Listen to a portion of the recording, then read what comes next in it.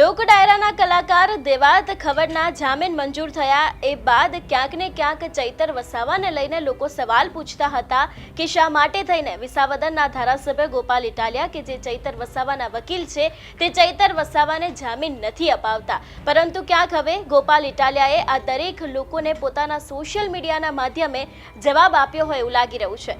વિગતે ચર્ચા કરીએ સમગ્ર વિષયની। નમસ્કાર, હું હંસિની અને તમે જોઈ રહ્યા છો નિર્ભય ન્યૂઝ।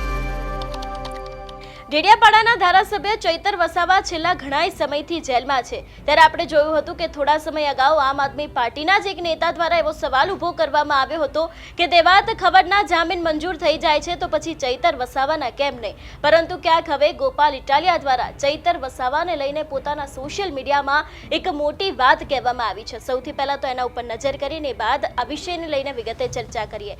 વાત કરવામાં આવે ગોપાલ ઇટાલિયાના પોસ્ટ વિશેની તો ખાસ કરીને અહીં લખવામાં આવ્યું છે, જે તાકાત સંઘર્ષમાં છે એ તાકાત જેલની દિવાલોમાં નથી, આ વિચારોમાં જે તાકાત છે એ તાકાત સરકારના દમનમાં નથી।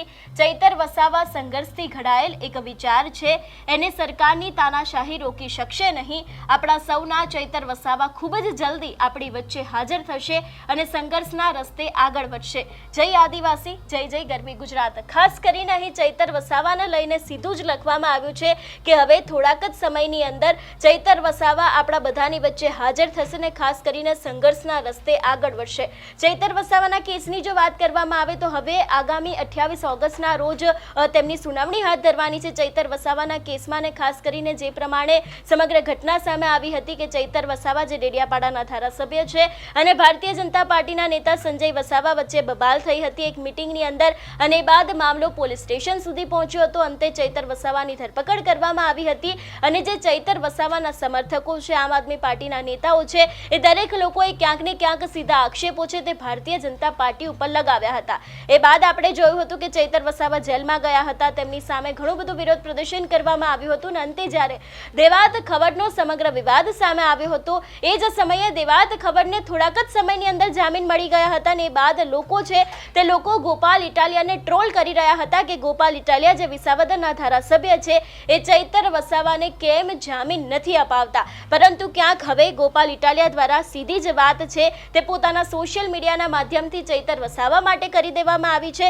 ખાસ કરીને ક્યાંક સંઘર્ષની વાત કહેવામાં આવી છે, અને જે પ્રમાણે અત્યારે હાલ વિગતો સામે આવી રહી છે એ પ્રમાણે કે ચૈતર વસાવાને લઈને જે આ પોસ્ટ કરવામાં આવી છે, આ જ પોસ્ટને કારણે આજે ગોપાલ ઇટાલિયાનું જે નિવેદન સામે આવ્યું છે એના જ કારણે ક્યાંક રાજકારણમાં પણ ખળભળાટ મચી ગયો છે। ચૈતર વસાવાના કેસની જો વાત કરવામાં આવે તો ચૈતર વસાવા છેલ્લા ઘણા સમયથી જેલમાં છે। અત્યારે હાલ તેમના જે આદિવાસી સમર્થકો છે એ લોકોમાં પણ ક્યાંક ને ક્યાંક રોષનો માહોલ છે, અને લોકો દ્વારા પણ એવા સવાલ પૂછવામાં આવી રહ્યા છે કે જો દેવાત ખવડને થોડાક જ સમયની અંદર જામીન મળી જતા હોય એ જ કલમોના ગુના હેઠળ, તો પછી ચૈતર વસાવાને જામીન કેમ નથી મળતા, એવા સવાલોની સાથે ક્યાંક ને ક્યાંક સમર્થકોમાં પણ ભારે રોષ છે। પરંતુ હવે જે પ્રમાણે ગોપાલ ઇટાલિયાની ચૈતર વસાવાને લઈને આ પોસ્ટ સામે આવી છે, જો તેની વાત કરવામાં આવે તો ચૈતર વસાવાને લઈને જે અહીંયા લખવામાં આવ્યું છે એનાથી સાફ પણ એવું પણ કહી શકાય છે કે હવે ક્યાંક ચૈતર વસાવાને લઈને આમ આદમી પાર્ટી છે તે હવે લડી લેવાના મૂડમાં જોવા મળી રહી છે।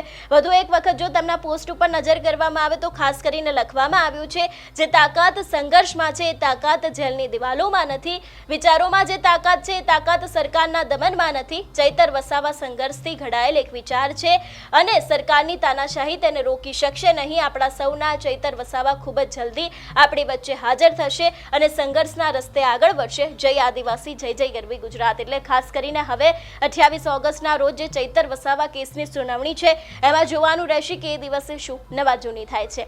તમારું શું માનવું છે આ વિષયને લઈને અમને કમેન્ટ કરીને ચોક્કસથી જણાવજો। તેની સાથે અમારી ચેનલ નિર્ભય ન્યૂઝને લાઇક, શેર અને સબસ્ક્રાઇબ કરવાનું ભૂલશો નહીં। નમસ્કાર।